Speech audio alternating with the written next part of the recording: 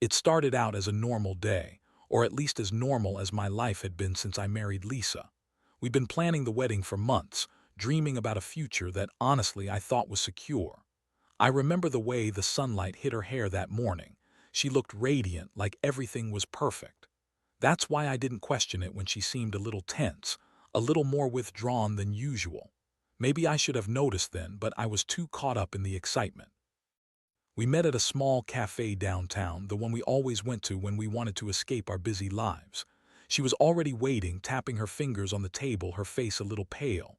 I sat down, reached for her hand, and asked, "What's wrong? You're acting strange today." She forced a smile. "Nothing, just nerves, wedding jitters." But her voice sounded hollow, less confident than I'd heard it before. I wanted to push, to ask what was really bothering her, but she quickly changed the subject.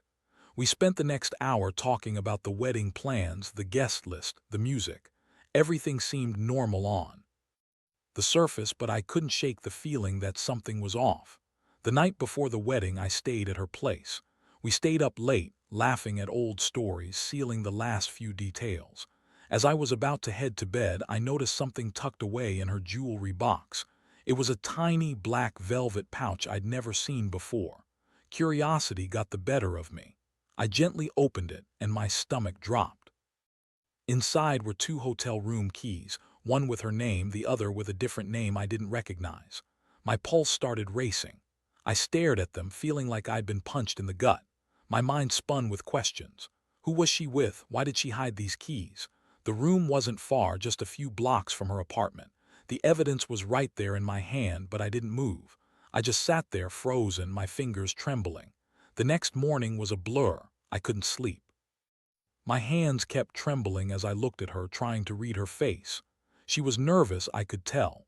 She kept fidgeting, avoiding my gaze. I finally had to ask, "Lisa, what's this?" I held out the pouch, my voice harder than I intended. She froze, eyes wide. "It's nothing, just a mistake," she mumbled, looking down at her lap. "A mistake? You think hiding hotel keys in your jewelry box is nothing?" I felt my jaw tight. "Who were you with? Tell me the truth now." She swallowed hard, then looked up at me, her face pale. "It was just once. His name is Mark. It meant nothing, I swear. I was stressed and I made a terrible mistake." Her voice cracked. "Please don't overreact. It was a one-time thing, I swear." I felt the blood drain from my face. My hands clenched into fists. I wanted to scream, to shake her, but I kept my voice steady. "A mistake? Hiding hotel keys isn't a mistake, Lisa. It's deliberate, and it's not just about the keys, it's about trust. You lied to me from the start." She looked like she was about to cry. "I never wanted you to find out like this. I was going to tell you, I swear, but I was scared you'd leave. I thought I could fix it, that it was just a moment of weakness." That was the moment I realized everything I'd believed in was a lie. The woman I loved had betrayed me behind my back, and I hadn't even suspected a thing until the very last minute. I remember feeling a strange numbness, like falling into a dark pit I couldn't climb out of. I knew then and there that I had to do something. Not just confront her, but plan my revenge, because I couldn't let her get away with this without consequences. But I wasn't ready to act yet. I had to gather more.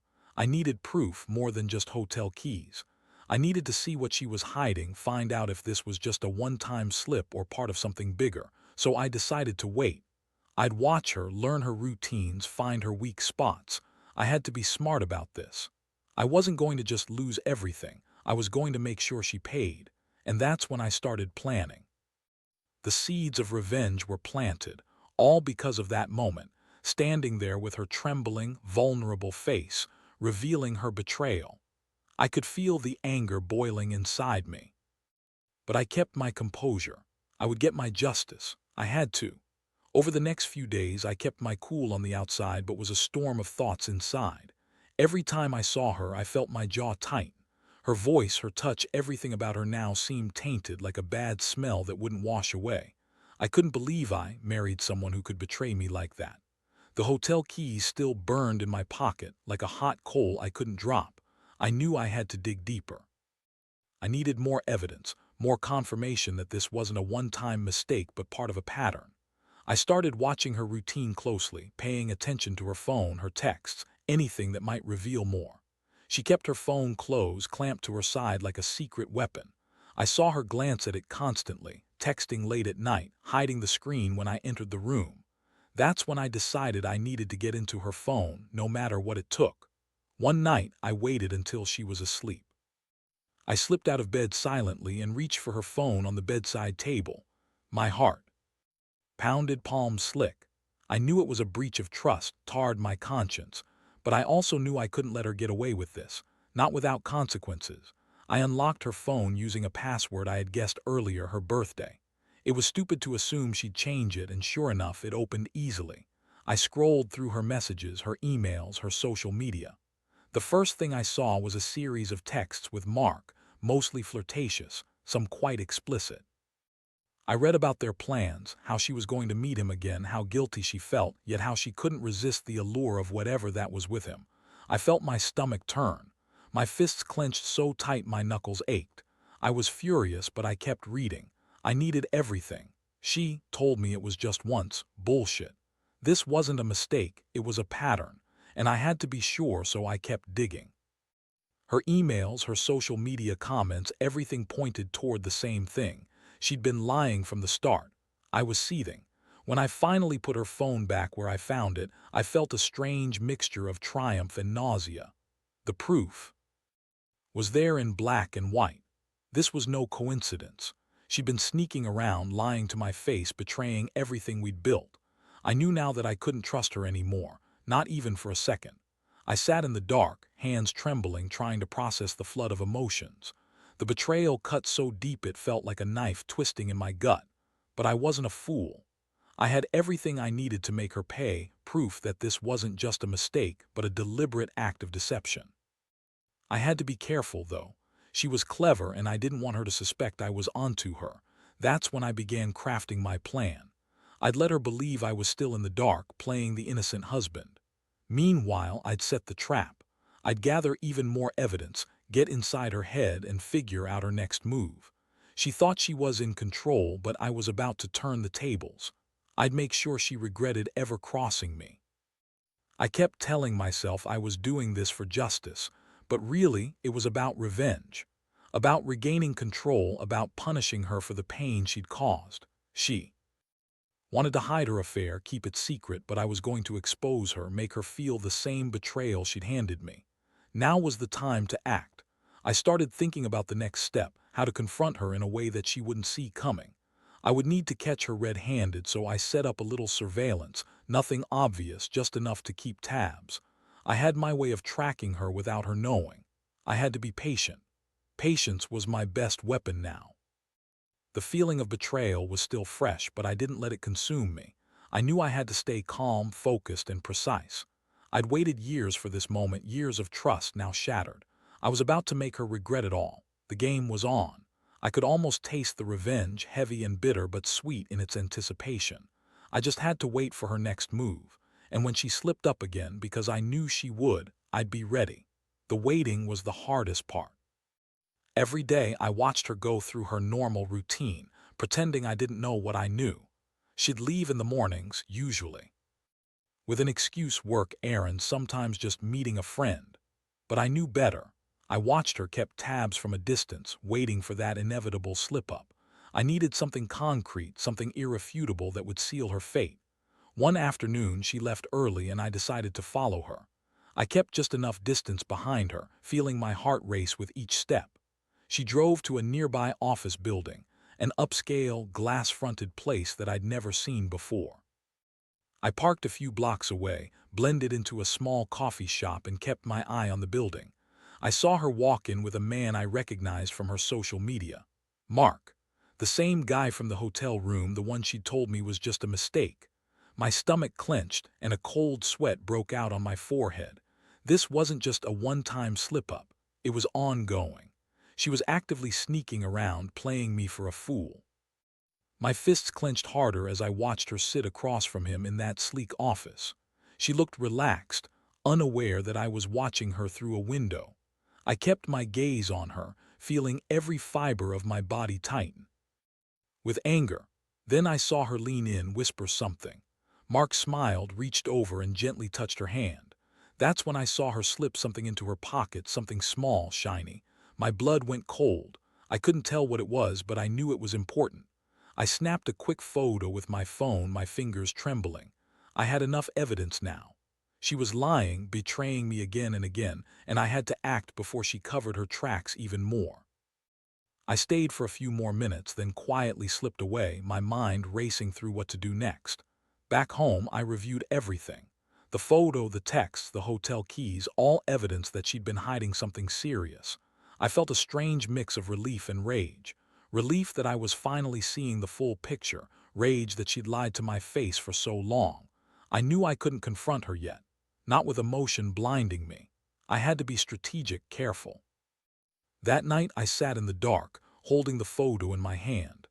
I thought about how I'd bring her down, how I'd make sure she understood she couldn't cheat and get away.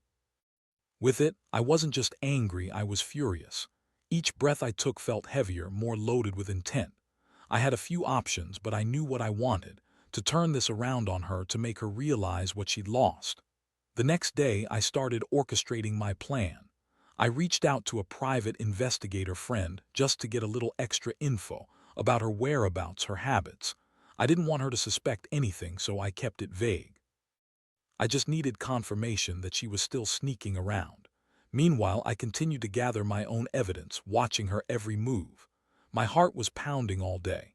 Every time I saw her smile or heard her voice, I felt the burning urge to tear her down. But I knew I had to stay calm. I was laying the groundwork for a serious confrontation, one she wouldn't see coming. I was going to catch her red-handed one last time, and I was going to make damn sure she paid for what she'd done. That evening, I sat on the porch, staring at the sunset, feeling the weight of everything. The betrayal, the lies, the complete shattering of the trust. I thought we had. The truth was out there, waiting to be exposed. I just had to wait for the right moment. When I finally got that moment, I'd strike hard and fast. For now, I lingered in the silence, feeling like I was walking a tightrope. One wrong move and everything could blow up in my face, but I'd prepared well enough. When the time came, I'd be ready. And then she'd realize just how deeply she'd messed up. This wasn't going to end quietly. Not for her. Not for me. And not without consequences. The days dragged on, each one feeling heavier than the last. I kept my head down, playing the part of the calm, caring husband, but inside I was anything but. Every glance I caught of her, every word she uttered, felt like a betrayal all over again. I was walking in a minefield, knowing at some point she'd slip up again, and I'd be ready to pounce. I'd already decided what my next move would be. The evidence was mounting: photos, her secret texts, hotel keys, and now the confirmation that she was still sneaking around. It was time to do something she wouldn't expect. I was going to catch her in the act, but I wouldn't confront her with anger. No, I'd lure her into a trap, a way to expose her once and for all with proof that she couldn't deny. One evening, I told her I had a work meeting that might run late and to not wait up. She nodded, pretending to be understanding. I left the house with a small bag, acting like I was heading out for a few hours. I knew she'd be curious, maybe suspicious, but I had my reasons. I drove to a rented apartment I arranged for this purpose, a little safe house where I could keep an eye on her without her knowing. I set up a simple camera in the living room, just enough to capture her movements. I used a secondary phone to monitor her from a distance, ensuring I'd get a clear view of her when she arrived. It was a risky move, but I'd spent days planning this. I had to see her in the act, see her betray me again with my own eyes. At around 9 p.m., I saw her pull up in her car. She looked nervous but composed. She entered the apartment and I watched her through the feed. It was quiet, too quiet. Then she was there in the frame, texting something on her phone before she unlocked the door. My stomach twisted. I was about to find out if she was really meeting Mark tonight. A few minutes later, the door opened and there he was, Mark, smiling, confident, clearly comfortable. They didn't bother to hide their familiarity. I watched her greet him with a quick hug, then lead him to the living room. I felt my fists tighten so hard my knuckles ached. This was it, proof I needed. She was still lying, still sneaking around behind my back. I stayed in my car, watching everything unfold. I knew I couldn't just burst in. That wouldn't be smart. Instead, I waited for her to get comfortable, for her to relax. When I saw her pour drinks for both of them, I knew it was time. I stepped inside, every nerve in my body on high alert. She froze in the doorway, eyes wide with shock. "Who? What are you doing here?" she stammered. Mark looked just as stunned, but it was her face that I wanted to see, the guilty look, the panic. I crossed my arms and looked her straight in the eyes. "You've been lying to me, Lisa. All this time, sneaking around, hiding hotel keys, meeting him behind my back. I've seen enough." I turned slightly, revealing the camera feed on my phone. "I've got proof, and I think you'll want to see it." Her face turned pale. "You don't understand." "I understand enough," I cut in. "You betrayed me, you lied, and the worst part, you thought you could get away with it forever." She swallowed hard, tears welling up. "It was a mistake. I didn't mean for it to get this far. I was confused, overwhelmed. Please, I never wanted to hurt you."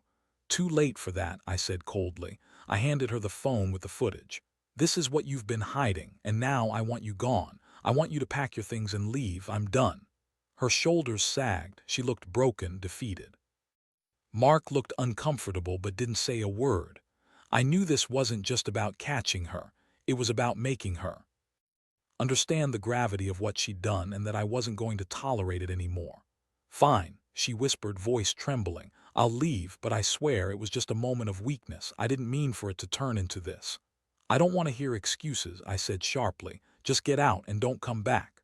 I turned and left the apartment, feeling a strange mixture of relief and fury. I'd finally gotten the proof I needed. She was caught red-handed. I knew this would be the end. At least I hoped it would. As I drove away, I felt the weight lift slightly, but also a cold resolve settle in. This wasn't just about ending a betrayal.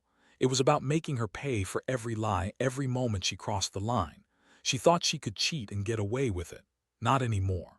I had the evidence, and I was going to make sure she understood what that meant. Reflecting on everything, I realized this moment had been a long time coming.